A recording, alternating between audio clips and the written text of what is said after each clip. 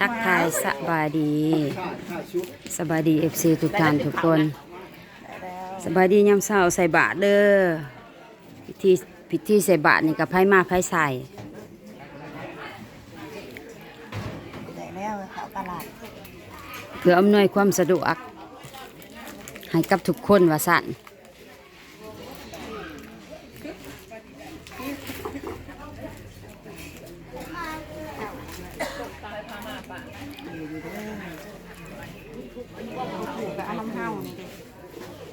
พ่ออยู่บ่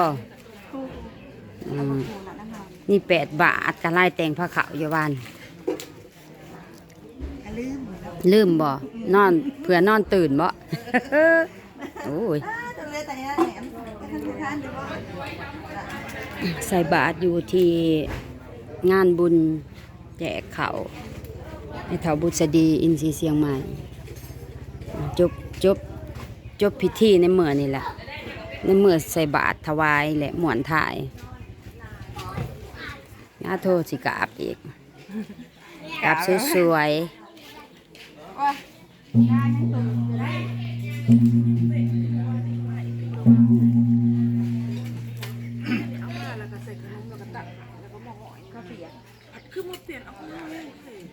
คุนะ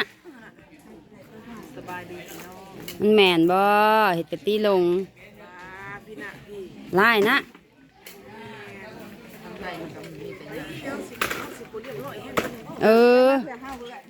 ไปเบิ่งเฮ้ยไปเบิ่งดูเขาต้องถือไม้มันสลับกันมันเยอะอยู่แม่นเฮ้ยสบายดีแม่เคี้ยวก็แต่เช้าน้องมันเนาะว่านก็บ่ได้มาเนาะแม่นเฮาบ่เห็นเจ้ามันยากหลายพี่น้องก็ตั้งขาแต่เช้าลูกแต่อัน4 โมงปลายลูกแต่4 โมงปลายเฮาลูกมาแล้วมันเดึกโพดเฮานอนต่ออีกมันนอนต่อบัดแจ้งบาดนี้อ้าวว่ะจักจันห้อง ลูกพูดผิดเลยนอนแล้วมันเดึกโพดเนาะ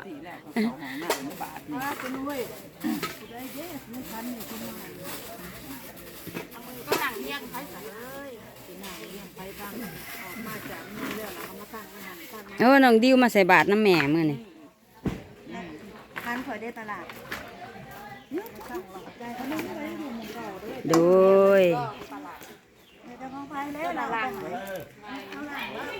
ของสาวหลัง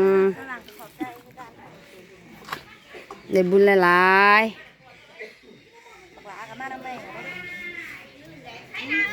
มันต่ำทุกคนใช่เลยบอกเขาเจ้าตื่นแต่เด็กได้เฮือนทางนี้มันละไวบ่เฮือนทั้งนี้นะจุ่มนี่เลาะจุ่มซ้ำหลังนี่จักเผายังกระดอกกระเดี่ยไหว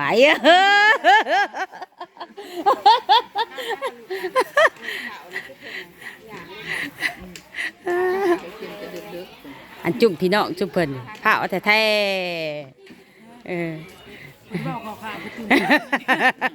เราก็ขางเจ้าของนั่นเนาะเจ้าของชาคันลงจังหันกระชากมูลเป็นจูซี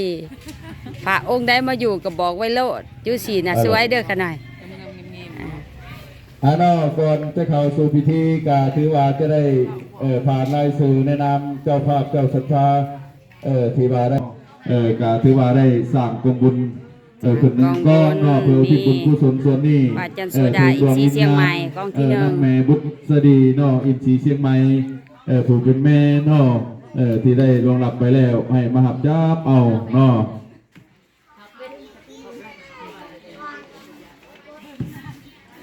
บัดนี้ก็ถือว่าได้มีศรัทธานอกาสร้างต้นนอเพื่อที่บุญกุศลนำดวงวิญญาณของแม่บุษดีเนาะกาถือว่าหนึ่งนอกก็มีครอบครัวแม่เวท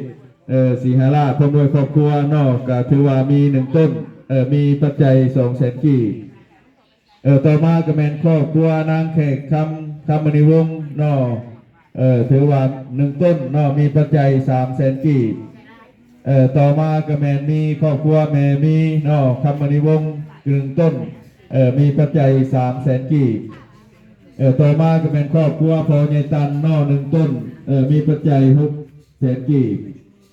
บ ต่อมาก็เป็นครอบครัวนางซินครอบครัวนางซ่อนครอบครัวนางสับและก็เท่าเส้นนอหนึ่งต้นนี่ถือว่าเป็นหลานนอลูกของพ่อซักก็ถือว่าผมโดยครอบครัวมีปัจจัย300,000 กีบต่อมาก็เป็นครอบครัวนางกิจจะนอถือว่าได้สร้างต้นกับ1 ต้นนอมีปัจจัย300,000 กีบต่อมาก็ครอบครัวเท่าเขียมนอ1 ต้นมีปัจจัย40,000 กีบต่อมาก็เป็นครอบครัวนางแพง1 ต้นมีปัจจัย100,000 กีบต่อมามีครอบครัวนางตั้งนอ1 ต้นมีปัจจัย50,000 กีบต่อมาครอบครัวเมวันนอ1 ต้น100 บาทต่อมาครอบครัวเมวงทางศรีวิไลนิสิเมนนอ1 ต้น40,000 กีบต่อมาครอบครัวฐานเตื้องนอ1 ต้น100 บาทต่อมาครอบครัวฐานลำไพ1 ต้น50,000 กีบต่อมาครอบครัวฐานกองมณี1 ต้น50,000 กีบบัดนี้สิแมนศรัทธาทาง USA เนาะก็มีศรัทธาเนาะผู้ที่1ก็คือนางจันสมัยอินทรีเชียงใหม่พร้อมด้วยครอบครัวนี่สิแมนเป็นลูกสาวเพิ่นเนาะก็ถือว่าได้สร้างต้นเนาะ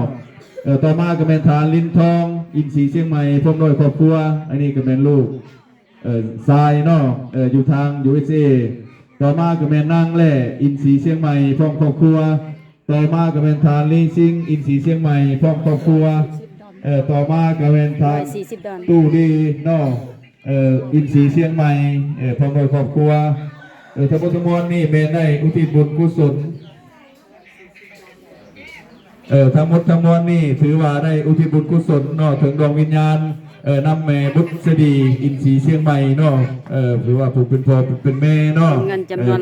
$140รวมปัจจัยเนาะเป็นเงินดอลลาร์เฮาพี่น้องเฮามีอยู่$140เป็นเงินเฮานี่ก็แม่นประมาณ1,000 บาท 2,000นี่แหละเนาะ3,000 บาทเนาะตัว100 3,000 บาทเอาถือว่าวันนี้ก็มีทั้งต้นใบโพใบนี่เนาะมีอยู่2เนาะก็ถือว่าต้นที่1นี่ก็เป็นนางสลินาเนาะและเท่าต้นเนาะก็ถือว่าต้นใบโพนี่ก็งามเนาะก็จะแตกต้นที่2ต้นใบโพนี่ก็เป็นเท่าจอนและก็เท่าสตีวันเนาะเท่าสดีวินบ่เนาะสินบ่วินก็ถือว่าทั้งหมดทั้งมวลนี่แม่ในนามศรัทธาทาง USA เนาะและก็ศรัทธาของบ้านเฮาก็เพื่อที่บุญกุศลส่วนนี้ถึงดวงวิญญาณนำแม่บุษดีอินทรีเชียงใหม่เนาะผู้จากโลกนี้ไปสู่โลกหน้าขอให้ดวงวิญญาณของแม่มาหับจับเอาเด้อถ้าได้หับแล้วถ้าตกทุกข์ก็ขอพ้นจากทุกข์ถ้าได้สุขแล้วขอสุขยิ่งขึ้นกว่าเก่าเนาะก็ถือว่าบนนี้พวกเราก็จะได้เข้าสู่ทางศาสนาเนาะเอาก็ถือว่ามอบให้ทางผู้เลิศจัดการเลยวันนี้สิตวามุนินโตตันเตสัสสะภวันตุเตสยามังกาลานินันโตปานันทาภุสกัง ภาพสะท้อนบ่แจ้งปานใดเด้อ เตนะเทวะภุสเกนะธรรมาปยันโตอิทุปเตสาวิธินาสิตวามุนินโตตันเตสัสสะภวันตุเตสยามังกาลานิทุกขังวิสุทธิสุติมิเตสัสสะภวันตุเตสยามังคารานิเอตาปิพุทธาสยามังคาราอัตตาทาโยวาจาโนทินาทิเนสารเตมตันเตนานิกาวิวิธาอิจุปะภะคะวะโตอะระหะโตสัมมาสัมพุทธัสสะนะโมตัสสะภะคะวะโตอะระหะโตสัมมาสัมพุทธัสสะนะโมตัสสะภะคะวะโตอะระหะโต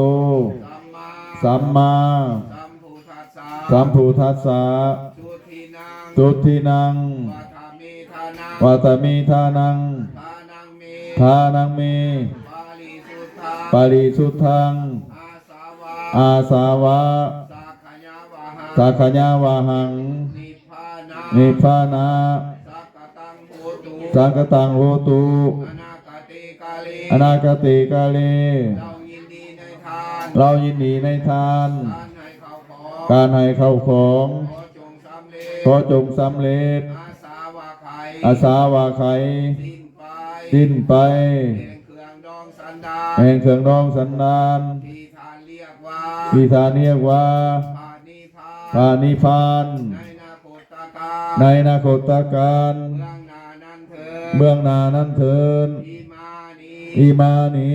มายังพันติ มายังพันเต ปัตตานี ปัตตานี กัปปาลุคานี กัปปาลุคานี อัฏฐาเจวลานี อัฏฐาเจวลานี สาปริวาลานี สาปริวาลานี ภิกขุสังคัสสา ภิกขุสังกัสสะ โอโนสัญญามา โอโนสัญญามะ สาธุโนพันติ สาธุโนฟันเต ภิกขุสังโฆ ภิกขุสังโฆ ตุติยามปีตาติยามปี ตาติยามปี อิมานิ อิมานิ มายังพันติ มายังพันเต บินดาปตานิ บินดาปตานิ พัตตานิ ภาตานิ กัปปาลุคานิ กปาลุคานิ อัฏฐาเจวลานิ อัฏฐาเจวลานิ สาปริวาลานิ สาปริวาลาสุขายะ ข้าแก่พระสงฆ์ผู้เจริญ อาแก่พระสงฆ์ผู้เจริญ พวกขน้อยทั้งหลาย พวกขน้อยทั้งหลาย ขอน้อมถวาย ขอน้อมถวาย ซึ่งพระทหาร ซึ่งพัทหาร ต้นกาลพึ ต้นกาลาพึก พร้อมทั้งกองบุญ พร้อมทั้งกองบุญ ทั้งเครื่องที่เป็นบริวาร ทั้งเครื่องที่เป็นบริวาร ทั้งหลายเหล่านี้ ทั้งหลายเหล่านี้ ให้แก่พระภิกขุสงฆ์ ให้แก่พระภิกขุสงฆ์ ขอพระภิกขุสงฆ์จงห้าบ ขอพระภิกขุสงฆ์จงห้าม ตาหับแล้ว อาบแล้ว ขอให้อุทิศ ขอให้อุทิศ เพิ่งดวงวิญญาณ เถิงดวงวิญญาณ ของเมธาบูตร ของเมธาวุฒ จงมายือหาจับเอา จงมายืหาบจับเอา ถ้าทุกข์ ถ้าทุกข์ ขอให้พ้นจากทุกข์ ขอให้พ้นจากทุกข์ ถ้าได้เสวยสุข ถ้าได้เสวยสุข ขอให้ได้เสวยสุข ขอให้ได้เสวยสุข ยิ่งขึ้นไป ยิ่งขึ้นไป ตราบต่อเท่าตราบต่อเท่า เข้าสู่พระนิพพาน เข้าสู่พระนิพพาน ในอนาคตการ ในอนาคตการ เบื้องหน้านั้นเถิด เบื้องหน้านั้นเถิด สาธุ สาธุ สาธุ สาธุอนุโมทามิ สาธุ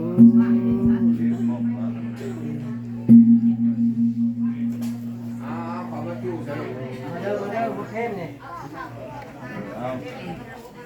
เอาเลย สาธุ สาธุ สาธุ